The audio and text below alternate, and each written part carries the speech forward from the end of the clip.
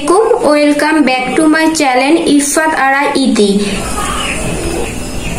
আজকে আপনাদেরকে তৈরি করে দেখাবো বিকালের নাস্তায় চটপটে ফুলকপির পাকুড়া। ভিডিওটা না টেনে পুরো ভিডিওটা দেখুন। আর কথা না বাড়িয়ে মূল রেসিপিতে চলে যাচ্ছি। ফুলকপির পাকুড়ার জন্য আমি এই সাইজের ফুলকপি কেটে নিয়েছি। ফুলকপিতে অনেক সময় পোকা থাকে, তার জন্য আমি এখানে 1.5 কাপ পরিমাণ পানি অ্যাড করব। 1 চা চামচ লবণ অ্যাড করব। লবণ ও পানি ভালোভাবে মিশিয়ে নেব। এখন ফুলকপিগুলো অ্যাড করব। ভিজিয়ে রাখবো 10 থেকে 15 মিনিটের জন্য। এতে যদি ফুলকপির ভিতরে কোনো পোকা থেকে থাকে তাহলে ভেসে উঠবে পোকাগুলো। 15 মিনিট পর ফিরে আসলাম। এখন ফুলকপিগুলো ভালোভাবে ধুয়ে নিব। দেখতে পাচ্ছেন ভালোভাবে ধোয়া হয়ে গিয়েছে। এখন অ্যাড করব 1 চা চামচ রসুন বাটা, 1 চা চামচ আদা বাটা, 1/2 চা চামচ ঝালের গুঁড়া। আপনারা চাইলে বাড়িয়ে বা কমিয়েও দিতে পারেন।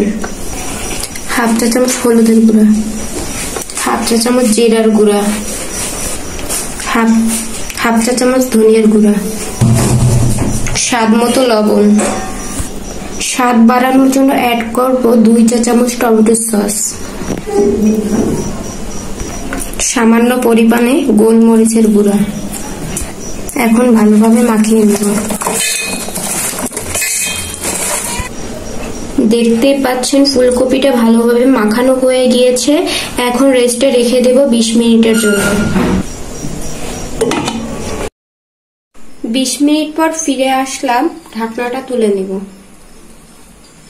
এখন অ্যাড করব 1/2 কাপ পরিমাণ ময়দা। আপনারা চাইলে বেসন বা আটাও ইউজ করতে পারেন, তবে ময়দাটা ইউজ করা বেটার হবে। 1/3 কাপ চালের গুঁড়া। এখানে আপনারা কর্নফ্লাওয়ারও অ্যাড করতে পারেন। এখন ভালোভাবে মাখিয়ে নিব। ব্যাটারের জন্য সামান্য পরিমাণ পানি অ্যাড করব। আস্তে আস্তে পানি অ্যাড করব।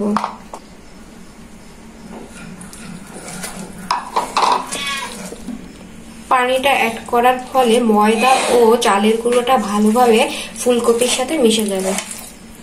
ফুলকপিগুলো কিন্তু আমার ভালোভাবে মাখানো হয়ে গেছে। ময়দা ও কর্নফ্লাওয়ারের ভিতরে ফুলকপিটা ভালোভাবে মাখা হয়ে গেছে, দেখতেই পাচ্ছেন। এবার আমি এটাকে ভাজতে চলে যাব। চুলায় একটি ফ্রাই প্যান বসিয়ে দিয়েছি। এখন ফ্রাই প্যানটা একটু গরম করে নেব। এখন পরিমাণ মতন তেল অ্যাড করব।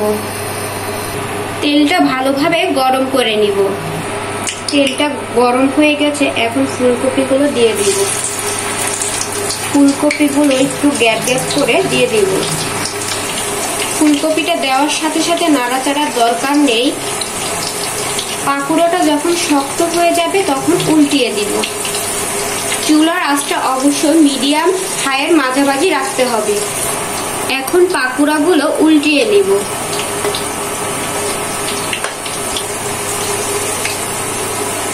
এই রেসিপিটা ফলো করলে আপনাদের আগে থেকে ফুলকপিটা সিদ্ধ করে নেওয়া বা ভাপে নেওয়ার কোনো দরকার নেই।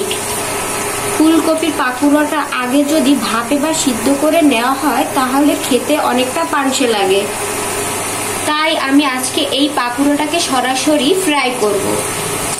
দেখতে পাচ্ছেন পাকুড়াটা ভাজা হয়ে গেছে। এটা ভাজতে আমার 15 মিনিট টাইম লেগেছে। এবার পাকুড়াগুলো উঠিয়ে নিব। তৈরি হয়ে গেল অসম্ভব স্বাদে ফুলকপির পাকুড়া। আমার ভিডিওটা যদি আপনাদের ভালো লেগে থাকে তাহলে বাসায় একবার হলেও ট্রাই করবেন আর আমাকে কমেন্টের মাধ্যমে জানাবেন পাকুড়াটা কেমন হয়েছে। প্লিজ আমার চ্যানেলটাকে সাবস্ক্রাইব করুন, লাইক করুন, শেয়ার করুন। আল্লাহ হাফেজ।